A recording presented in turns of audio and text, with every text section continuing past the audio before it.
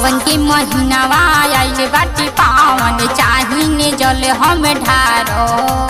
करीने जे प्यारे तो से भूले नहीं जाई हम, मिलिए के चलो जल ढारो। चली ना सावन के महीनावा आइल बाटे पावन, चाहिने जल हम ढारो। करीने जे प्यारे तो से भूले नहीं जाई हम, मिलिए के चलो जल ढारो। संगही में जलावा चढ़ाई लेवे के, भोले दानी के अलख जगाई लेवे के। संगही में जलावा चढ़ाई लेवे के, भोले दानी से अरज लगाई लेवे के।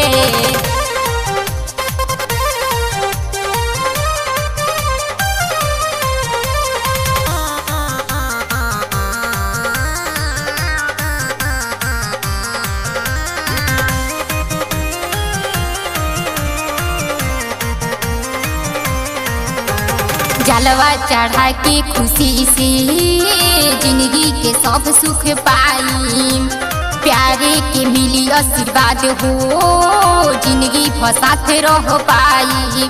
आही हमनी के साथ कब छूटी हो, बाटे कसम वादा नहीं टूटी हो। दुनिया में इनका से कोई ना महान, साथ रही आशीर्वाद रही जिंदगी आबाद। दुनिया में इनका से कोई ना महान रही, साथ आशीर्वाद रही जिंदगी आबाद।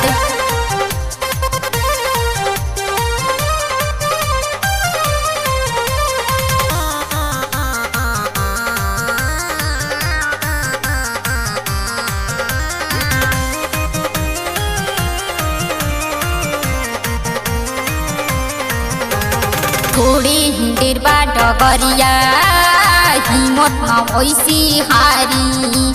जलवा चढ़ा के खुशी से जिंदगी की सब सुख पाई, नहीं नेहा के साथ कब छूटी हो, बाकी कसम वादा नहीं टूटी हो।